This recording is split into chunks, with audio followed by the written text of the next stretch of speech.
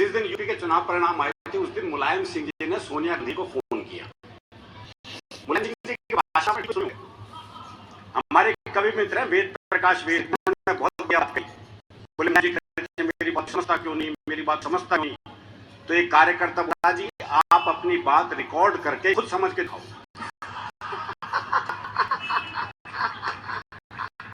सोनिया जी की वो बात सोनिया जी कितनी समझी होगी मुझे नहीं पता। मुलायम जी ने सोनिया जी को फोन किया, तो लौंड है का फट्टा कुल मिला चुनाव परिणाम था। अच्छा एक फोन हुआ पिछले दिनों, जैसे ही राष्ट्रपति के लिए एनडीए द्वारा गोविंद जी का नाम तय हो गया, उस दिन यमराज का फोन आया आडवाणी के पास। बोले अब या कोई और बहाना बच रहा है।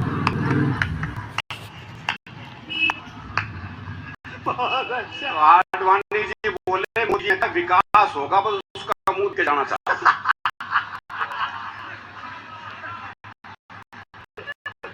मोदी जी ने भी खूब भाषण दिए सर, कमाल, हर वक्त भाषण के मूड में रहते। 70 साल से विकास नहीं हुआ, 70 साल से विकास नहीं हुआ, इस चक्कर में अपने 5 साल भी जोड़ लेते हैं।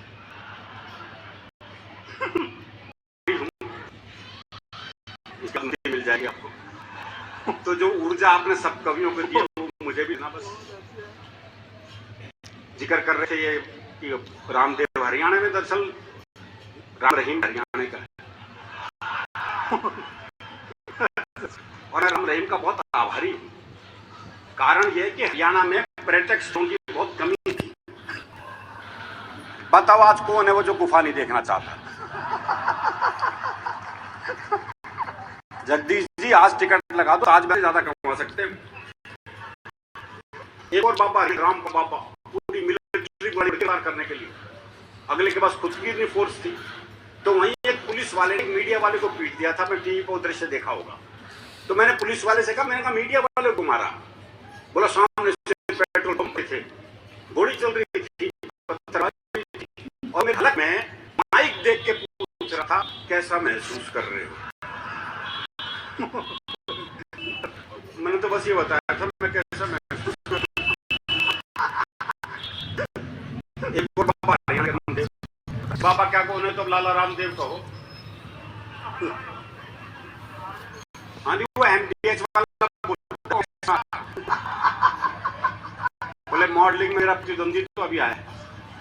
तो हमारे बाबाओं का अलग मामला। दरअसल क्या है, हरियाणा में साधु अलग तरह के, हरियाणा में 7 चटाई बिछा के बैठे थे, दूरी हमारा चटाई बिछा रखी। एक छोरा पहुंच गया जो सब सूट डाबा था, उसको हाथ दिखा के बोला बाबा एक छोरी ने बहुत प्यार करूं पर वो घास ना डालती। तो सबसे छोटे बाबा को आवाज लगाई, बोले रामलाल एक चटाई और बिछा दे। हमारे यहाँ तो बाबा सारे चटी वाले हैं जी। दरअसल क्या है, बहुत सहज से जीने वाले लोग हैं। अभी कुछ दिन पहले घटना, दिल्ली में अपनी कार से जा रहा था, एक रेड लाइट पे खड़ा था, वो बत्ती कब हरी होगी मुझे ध्यान नहीं रहा। कुछ सोच रहा हूँ आपके साथ भी कभी हुआ होगा। एक मोटरसाइकिल घूमा के मेरे पास, मेरी कार का शीशा खटखटा, मैंने शीशा नीचे किया, बोला इसका ज्यादा हरी नहीं होगी वो।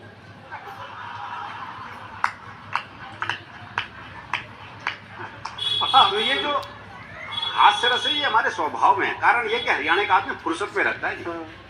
वो एक नगर रिक्शे वाले को आवाज दी, बोले खाली है, बोले हाँ, बोले आप फिर ताश खेलते हैं।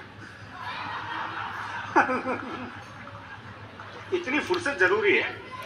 वो एक नगर रिक्शे वाले से कहा, बोले स्टेशन चलेगा, बोले हाँ, बोले कितने पैसे, बोले 25 रुपए। बोले ये तो रहा स्टेशन। अच्छा पैसे कम कराने होते जगह को पास बुला लेते हैं। बोले ये तो रहा स्टेशन। रिक्शे वाला बोला हाथ नीचे कर ले वरना रेल के नीचे आ जाएगा।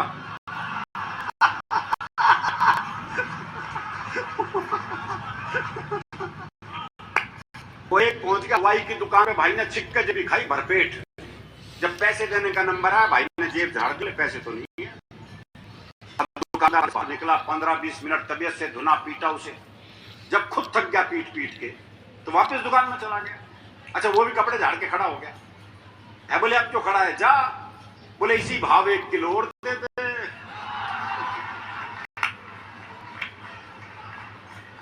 तो ये मस्ती अपने भीतर में जरूरी है जी। मौजूदों के रशियन थिएटर के बाद मैंने एक बोर्ड पढ़ा था कि खोल लेते दिल अगर हंस बोल के यार साथ, तो हमें ना खोलना पड़ता, यूं हो जा रहा। वाह वाह वाह रुपया। आप धरती आपकी है, ये आसमान आपका है। अगर रोने बैठ के किसी में वो आज तक न बना जो रोज आंसू पहुंचते।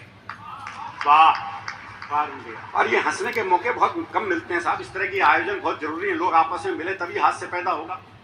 वो एक बुजुर्ग महिला बस में चढ़ी तो किसी ने सीट नहीं दी उसे, तो ड्राइवर को दया आ गई, उसने बोनट पे बिठा दिया। थोड़ी देर बाद 30-35 साल की सुंदर सी महिला चढ़ी तो सारे सीट देने को तैयार, और वो महिला बैठने को तैयार नहीं। तो बुढ़िया बोनट पे से बैठी बैठी बोली, अरे बोले बैठ जा, कुछ साल बाद बोनट पे ही बैठना पड़ेगा। ये समाज बहुत जरूरी है। दरअसल क्या मन का साफ होता है, जो मन में वो जबान पे है, आर्टिफिशियल जिंदगी जी नहीं सकते। वो एक मुकदमा चल रहा था ताई का, अच्छा दोनों वकील उसी के गांव के। तो पहले वकील ने पूछा, बोले ताई खूब जानू हूं गुलाब सिंह का छोरा है तू, एक नंबर का झूठा, तेरी लुगाई तक तो छोड़ के चली गई। वकील सन रह गया, दूसरे वकील तरफ इशारा कर दिया, और कहीं से जाना है, अच्छी तरह जानू हूं करनेल खाने का छोरा है यो, एक नंबर का यश, तेरे का चक्कर था। भाई साहब जज ने कोर्ट स्थगित की, अपने चैम्बर में गया, दोनों वकील आए, बोले खबरदार से लिया तो